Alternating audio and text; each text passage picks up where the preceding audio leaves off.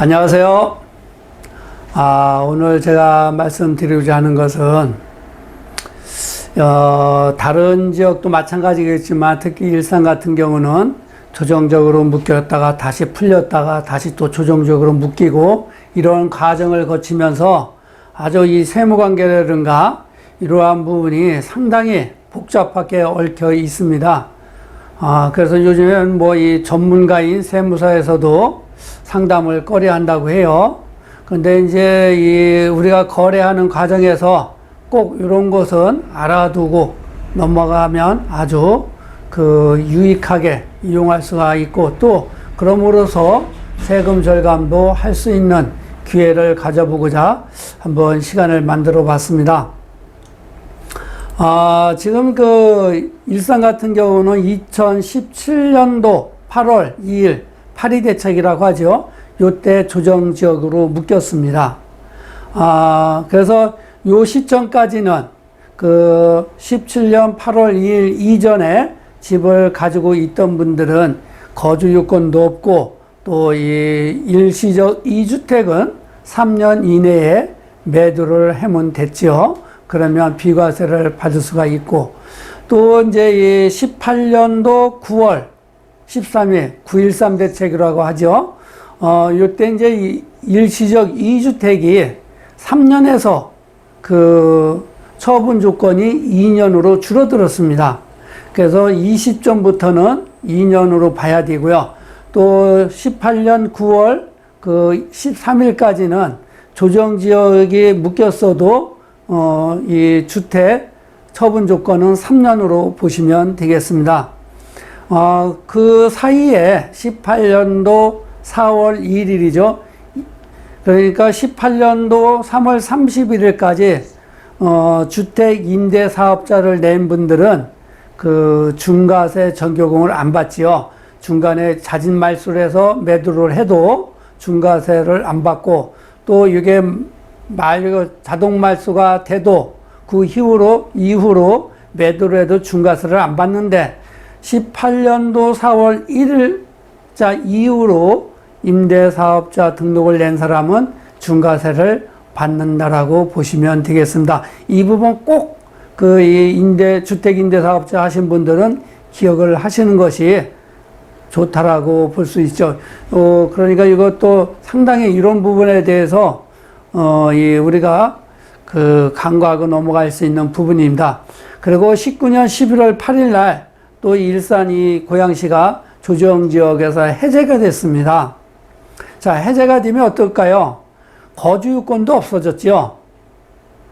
그때 그러니까 20년도 6월 19일 이전 그리고 19년 11월 8일 요 사이에 집을 산 사람들은 거주요건이 없는 겁니다. 그렇기 때문에 이런 부분도 잘 좀 따져 보셔야 될 것 같고요.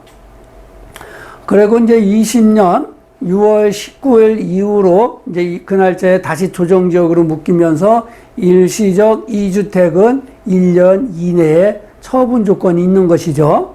이런 부분을 디테일하게 잘 우리가 숙지를 하고 움직여야 이 세금에 대해서 조금 절세할 수 있는 이런 방안을 찾을 수 있다 이렇게 보시면 되고요. 그리고 이제 요즘에 이제 2주택 중에 1주택을 매도하고 나머지 한 주택을 비과세로 이제 보통 받는다라고 생각을 하시는 분들이 많습니다. 그런데 일시적 2주택에서 하나를 매도를 하고 하나를 나중에 팔면 비과세 받는다고 생각을 하는 분들이 많은데 혹시 조정지역에서 나중에 파는 집이 조정지역에서 매입을 했으면 2년 거주 요건을 꼭 갖춰야 된다는 것이죠. 그래야만이 비과세를 받을 수 있다. 이 부분 꼭 체크하시기 바랍니다. 그리고 이제 또 만 30세 미만 자녀분이나 또 직장인이나 이런 분들이 이제 매입을 할 때 이런 분들은 대부분이 부모하고 주소가 같이 있는 부분이 많습니다.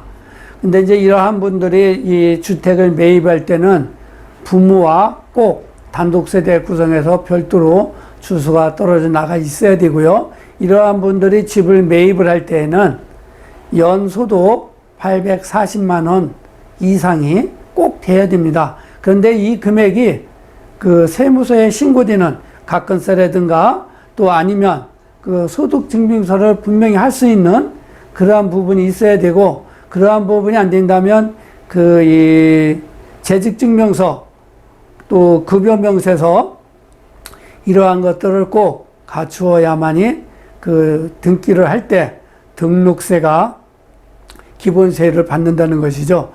그 전에 이제 어느 분이 와서 집을 아무 생각 없이 와서 매입을 하고 나서 자녀분으로다가 이제 그 등기를 하려고 하는데 등록세가 12% 내게 된 거예요. 황당한 것이죠, 이분은. 그래서 그러한 그 어려움을 겪는 그러한 경우도 있다. 그래서 이런 부분을 사전에 꼭 체크를 하고 움직이시는 것이 상당히 좋다라고 볼 수 있겠죠. 올해는 이제 이 세금을 꼭 그 미리미리 체크를 하고 움직여야 낭패를 안 본다는 생각을 꼭 하셔야 됩니다. 특히 이 부동산은 계약을 하고 나면 큰 돈이 오고 가고 하기 때문에 어떻게 이거를 원상 위치로 돌릴 수 없는 그런 상황이 되기 때문에 항상 사전에 이러한 여러 가지 부분을 꼭 체크를 하시기 바랍니다. 오늘은 우리가 그냥 간단하게 집을 사고 팔 때 한 번씩은 짚어보고 넘어갈 부분을 말씀을 드렸습니다. 감사합니다.